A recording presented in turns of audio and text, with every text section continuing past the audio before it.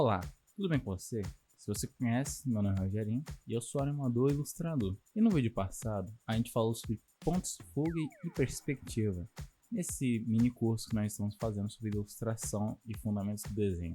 E ficaram algumas dúvidas, principalmente com um certo comentário, a respeito dos pontos de fuga fora da linha do horizonte. Eu vou tentar responder eles com calma, mostrando nesse vídeo, mas esse não é assunto do vídeo hoje, mas pelo contrário, é apenas uma resposta do último vídeo que ficou de dúvida. Hoje nós vamos falar mais exatamente sobre formas orgânicas e também vamos dar uma pauta sobre rotação de novo, só que agora a gente vai falar sobre objetos complexos, ou seja, corpos humanos, animais e afins.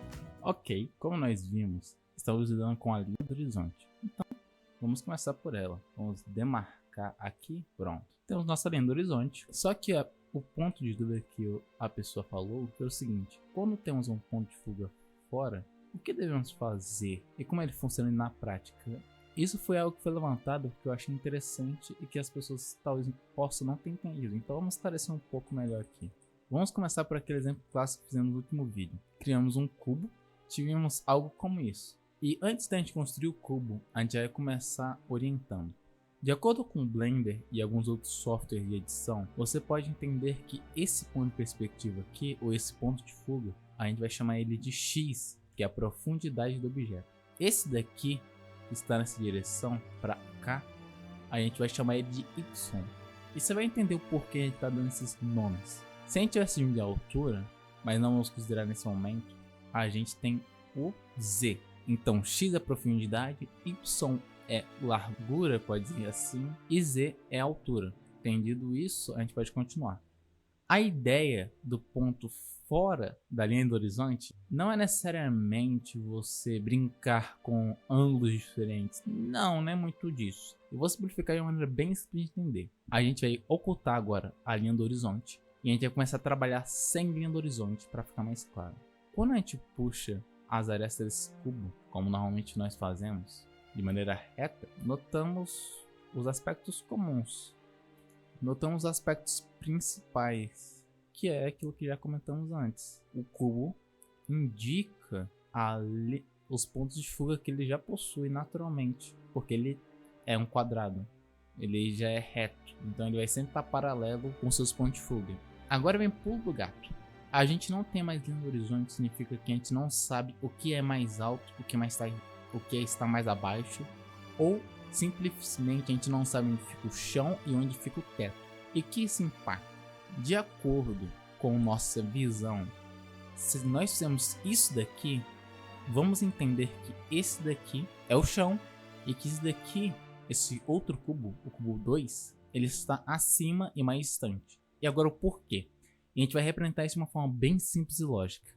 Lembra que eu falei que todos esses pontos de fuga têm um nome e tem um motivo.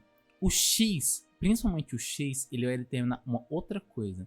Ligaria novamente a linha do horizonte para a gente ver isso. O X ele vai delimitar exatamente o ângulo dessa face aqui. Vamos chamar de face da frente, né? Face da frente. E da traseira, que a gente vai chamar de T. O que é isso? O ângulo, o ponto de fuga X, ele vai determinar o ângulo em um raio, ou seja, circular. Ele pode apontar para frente, um pouquinho mais para baixo, um pouquinho mais para cima. E na prática, podemos ter um cubo mais ou menos assim, puxar aquelas linhas do ponto de fuga, né? E agora temos uma pequena mudança. Se nosso X está agora apontando um pouco mais para baixo, o que mudou? Ele ainda está na mesma posição. Isso é algo a ser notado. Apesar de ele indicar o ângulo, ele sempre precisa de outro ponto de fuga para auxiliar. Nós mudamos o X, mas Y continua igual. E agora eu tenho porquê. O outro ponto de fuga que faz diferença é o nosso Z. Nesse ângulo aqui, ele está praticamente no infinito. Porém, quando a gente faz essa rotação, temos algo diferente. O nosso ponto de fuga Z desse cubo, ele é infinito. Mas desse daqui, ele não é. E eu vou mostrar agora o porquê. Se quisermos seguir uma lógica padrão, só colocarmos aqui paralelo, sem mudar nada, apenas colocando as retas paralelas, vamos notar algo bem esquisito. Nosso cubo vai começar a ficar meio distorcido. E a gente não quer isso. Fizemos isso, só que você percebe que as faces desse cubo estão distorcidas e estão erradas. Você sabe disso. Então, por quê? É porque fizemos que o ponto Z, o ponto de fuga Z de altura desse cubo, fosse infinito enquanto ele rotaciona. E isso é um erro, porque nós vamos descobrir o seguinte: existem dois tipos de rotação: a rotação do mundo e a rotação do cubo. E isso é interessante saber. Quando nós fizemos esse cubo aqui, o cubo 2, o que nós fizemos foi o seguinte: criamos novos pontos de fuga para ele, e esses pontos não eram infinitos.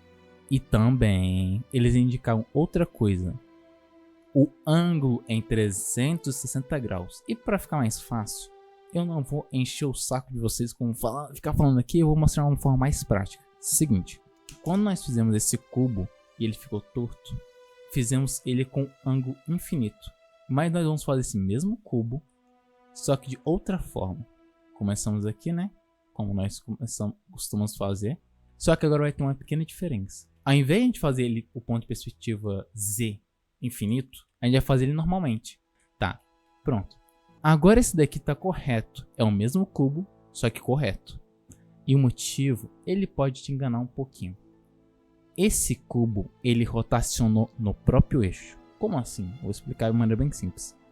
Nesse cubo aqui que a gente fez, ele tem 3 eixos. O que seria um eixo? Imagina o seguinte: quando você está em uma roda gigante, você está girando em volta de um centro. Um centro fica parado enquanto a borda da roda, os carrinhos, se movem, correto? Com a perspectiva e ponto de fuga, a mesma coisa. O ponto central do objeto fica parado, que vai ser o centro dele, por exemplo aqui, e o resto rotaciona, ou seja, gira em volta do centro. Por isso chama eixo. E por que a gente precisa entender isso? O que a gente fez aqui nesse caso foi rotacionar dentro do eixo. A gente manteve a posição do cubo e a gente só deu uma volta nele mesmo. Então, resumidamente, isso daqui é a Terra, quando a Terra gira em torno de si mesma, do dia para a noite.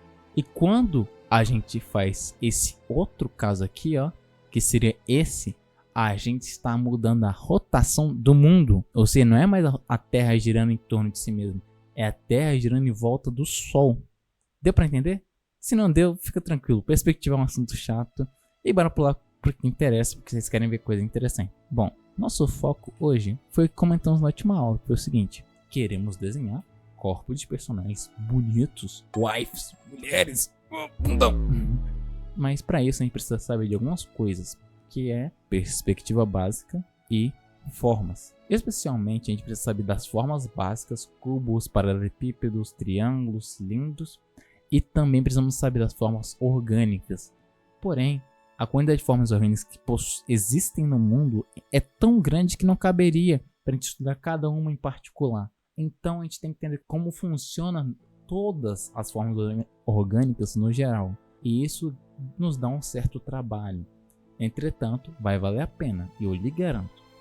E para a gente começar com isso, a gente precisa trabalhar numa questão um pouquinho mais centrada, que vamos tratar como se fosse conceitos físicos. Assim como existe a gravidade, assim como existe espaço-tempo, temos também algo semelhante para o desenho.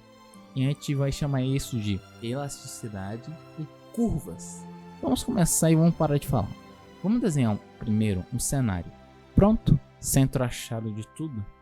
Temos nosso cenário lindíssimo, nosso cubo, nossa caixa de papelão, nossa caixa de Schrödinger, nosso gato dentro. Entretanto, nós precisamos trabalhar com esferas. Esferas não são cubos. E a gente não aprende como desenhar esferas. E a gente vai precisar aprender primeiro sobre elipses. O que são elipses? São círculos. Só que diferente de círculo, círculo é algo perfeito. Ou seja, círculos seriam isso aqui. Enquanto uma elipse é algo mais parecido com isso. Qual que é a ideia que você precisa entender sobre elipses? Elipses são abstrações do que a gente chama de quadrado, que a gente chama de hexágono, dectágono e assim por diante. Para você aprender a desenhar isso, você pode começar por um quadrado e ir simplificando. Por exemplo, você vai pegar de uma ponta, cortar as diagonais do quadrado. Pronto. Você já simplificou e já tá mais arredondado. Depois você vai arredondar mais ainda.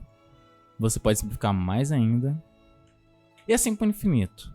Até você chegar no seu círculo. Isso seguindo a perspectiva, porque esse aqui é no quadrado. Tinha dado um problema aqui na minha caneta. Tá quase quebrando. Se você quiser mandar um pix pra me ajudar com o nosso círculo, nossa elipse. Nosso assunto hoje é formas orgânicas e tem alguns pontos que é preciso notar. Formas orgânicas são constituídas por esferas, que são constituídas por elipses. E com essa primeira elipse a gente pode começar a brincar de Deus. Mentira, tô brincando. Mas vamos puxar primeiramente um cilindro até o topo. A gente vai fazer outra esfera. A gente vai fazer outro cilindro, outra elipse, desculpa. Com outra elipse a gente pode começar a entrar no assunto. Quando eu disse que dá para simplificar todo o quadrado em uma elipse, em um círculo, isso também vale para outras formas como cilindro e como quadrado. Ou seja, você pode cortar todos os 4 cantos, os 8, sei lá, 6, não lembro quantos cantos são. Mas você pode cortar todos os cantos do quadrado, do cubo, para formar uma esfera. Só que a gente quer simplificar as coisas para deixar mais fácil. Então a gente vai começar por um cilindro. O que a gente vai fazer em princípio vai ser desenhar círculos menores, elipses menores. E a gente vai fazer meio que mecanicamente aumentando. Até que a gente chega ao tamanho máximo que é dentro do nosso cilindro. E a gente pode ir definindo isso naturalmente. Você pode fazer isso na intuição. O importante é a tentativa e erro. Conseguir fazer. Pronto, temos uma esfera. Uma bola. Olha o tamanho da minha bola, diz. Tá. Com uma esfera, a gente pode começar a entender como funcionam formas orgânicas. A gente disse que formas não orgânicas são cubos, triângulos, esferas e tudo afim. E o que seriam formas orgânicas? Seriam formas compostas principalmente por elasticidade, massa e principalmente, mas não exclusivamente, curvas. E como a gente vai entender isso de uma maneira prática? Quando a gente estudou linha do horizonte, a gente aprendeu que ela define o que é o teto e o que é o chão. Ou seja, identificar o que está acima e o que está abaixo naturalmente. E por que essa importância tão grande graças a ela se encontra aqui? A gente criou um círculo, uma esfera no caso, bem no meio da linha do horizonte, assim como a gente fez com o cilindro. E qual a questão por trás disso? Antes de a gente cortar a esfera, a gente precisa entender o que a gente fez anteriormente. A gente fez várias elipses. A gente fez várias elipses para formar uma esfera. Se a gente fez o processo que foi fazer as elipses primeiro e fazer a esfera depois, você consegue fazer o inverso. Como assim? Significa que eu posso desfazer essa esfera com elipses, por exemplo aqui. Ou seja, eu acabei de fazer uma fatia, uma cumbuca aqui, uma cumbuca de farinha no ar. A gente acabou de criar o topo de uma esfera, só removendo partes. Muito legal, muito massa, mas a gente usou uma reta. Sim, a gente usou uma elipse, mas dá pra dizer que a gente usou uma reta. Resumidamente, a gente cortou retos daqui. Se fosse considerado tipo no mundo real, você pegou uma maçã e cortou ela ao meio. E isso não é o que a gente quer. A gente quer construir formas orgânicas que não tem um padrão lógico. E agora a gente começa a entrar em curvas. Curvas são nada mais nada menos do que a simplificação de retas. Ou seja, a gente tinha dito anteriormente que dá para simplificar todo o quadrado e todo o cubo em respectivamente um círculo, uma elipse e uma esfera. Isso também é com linhas. E com linhas a gente precisa aprender sobre ângulos. E para a melhor forma de se entender isso, tem uma ferramenta no Clip Studio, você pode fazer isso também no celular, mas se chama curva Bézier e curva contínua. Vamos pegar a contínua que vai ficar mais fácil de entender. A curva contínua, o que ela faz? Você cria um ponto, puxa outro, e ela vai fazer um ângulo padrão de uma curva. Ou seja, temos aqui duas versões. A versão da reta e a versão dessa reta em curva. E qual que é a ideia? As curvas, como eu disse, são apenas uma representação mais suave das retas. As retas de um quadrado, que são definidas pelos pontos de perspectiva e de fuga, elas podem ser contornadas e transformadas em formas mais suaves. E como a gente pode fazer isso de maneira simples? Entendendo o princípio de trigonometria. Sim, vamos estudar trigonometria aqui um pouquinho. Se você sabe bem, um triângulo nada mais é do que três retas fechadas, onde cada ângulo, seja ele qual tamanho for, a soma de todos eles no final terá que dar 180. Isso a gente pode fazer triângulos de diversas formas e afins. Isso não vamos entrar nesse mérito. O importante é o seguinte, ângulos. Lembra que a gente estava falando agora há pouco, quando a gente estava mexendo com perspectiva, que cada ponto de fuga representa um ângulo de objeto? Então, a gente vai considerar esse daqui também. Porque qual que é o lance? Vamos pegar esse daqui. Se nós fôssemos transformar esses ângulos aqui, que seria 180 dividido por 3, e como eu sou burro, eu vou usar uma calculadora para isso, vai dar 60. Ou seja, cada um desses daqui é 60 graus. E isso é interessante, porque se são 60 graus, eles vão sempre ser esse daqui, ó. Se eles são sempre essa curva, significa que eu posso fazer isso com retas também? Sim, porque caso você tenha uma curva de 90 graus, você pode fazer a curva de 90 graus. O que é 90 graus? É 1/4. Se você pegar um círculo e dividir em 4 partes, isso daqui é 90 graus. Ou seja, você pode fazer a curva de um círculo. Ou seja, você pode fazer um quadrado. E vamos mostrar na prática essa questão das retas em algo mais simples. Quando você vai desenhar um braço, se você seguir aquela estrutura que geralmente tem em curso, você vai aprender lá o ombro, né? O ombro, cotovelo, aí o braço, aí vem a mão. Temos aqui nosso braço, né? Mas a gente fez só com bola, cilindro. E isso não é o que exatamente a gente quer. Então a gente vai fazer o seguinte, para ajudar você, caro gafanhoto. Vamos simplificar isso aqui tudo em reta. Pronto, deixa eu só transformar isso aqui em azul. Beleza, Pedro. Fizemos aqui nosso braço todo reto, todo troncoso, todo duro. Mas isso não é um braço de verdade. E é claro que não é. Porque o que a gente está falando aqui é em suavizar retas. E se a gente quer suavizar retas, a gente já aprendeu como. A curva mais suave é aquela que se assemelha com um ângulo. Por exemplo, sempre que você precisar saber de algo, desenhe um círculo. E você já sabe. Viu? Não é tão difícil. Pô, Pedro, entramos num ponto de que aqui tem que fazer uma reta aqui, né? Você pode manter a reta, mas aqui você pode manter dar aquela curvada. Então, resumidamente, para você entender, toda reta, o seu ângulo pode virar uma curva. Ponto. O ângulo de uma reta com outra é uma curva. Sacou? Tirando isso, tá com dúvida? Desenha um círculo nesse encontro desses vértices e suaviza. Faz esse exercício, vai ser legal. Eu espero tentar ajudar, porque é um assunto mais que você tem que prestar atenção em fazer. Não é tanto explicativo. Eu tô tentando te dar ferramentas para você fazer por conta própria, mas que necessariamente não quer dizer que você vai conseguir da forma perfeita, mas para te dar um auxílio, uma ajuda bem legal. E vamos continuar aqui, vamos terminar esse braço, porque já que você chegou até aqui, é interessante. E agora realmente parece com um braço. Que macumba, que mágica que você fez, que tecnologia misteriosa é essa que você utilizou? Meu amigo, foi aí duas coisas que você negligencia há muito tempo: anatomia e perspectiva. Ué, mas você só falou de perspectiva até agora e só usou perspectiva. Onde está a anatomia? Então, em ordem de fundamentos, perspectiva vem primeiro e depois vem anatomia, porque a gente vai entrar naquilo que você queria tanto ver. Lembra que eu falei no final da última aula? Pedro, eu queria desenhar... Rogerinho, se você quiser chamar assim, tanto faz, não ligo. Se você quisesse desenhar aquele braço naquela posição, tipo assim, ou assim, como é que você faria?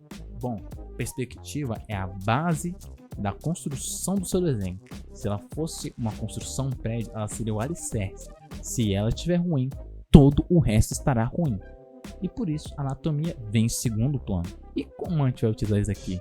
Como último exemplo, para aqueles que ficaram até o fim, eu darei a dica bônus e mostrar como funcionam formas orgânicas junto de perspectiva. Vem comigo. Linha do horizonte? Check. Vamos fazer aquele ponto de perspectiva bolado, chabral. Você, caro gafanhoto, queria desenhar um braço boladão? E a gente vai dar aí uma explicadinha como é que funciona essa parada. Quando eu disse que toda forma orgânica é feita de esferas, é porque esferas são feitas de elipse. E se você lembra bem, elipses são a versão simplificada de um quadrado. Tradução: nesse quadrado, desse ponto de perspectiva, a gente pode simplificar tudo para círculos, como nós fizemos antes.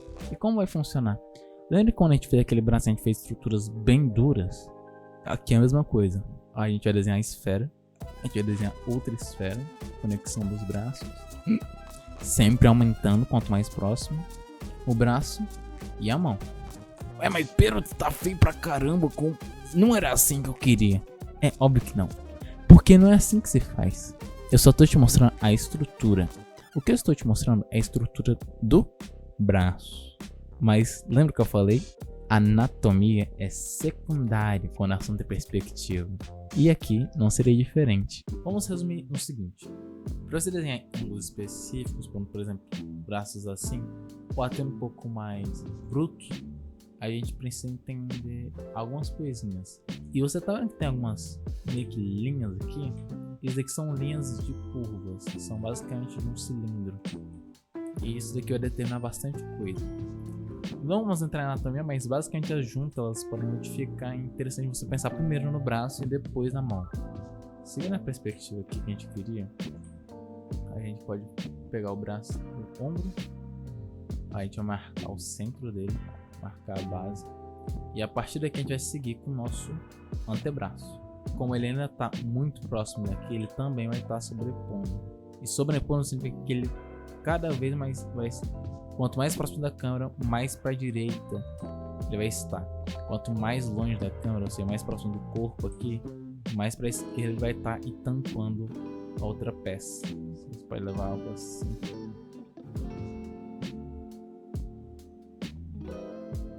E como eu tinha visto, a mão não estará reta com o braço. Ela vai estar inclinada.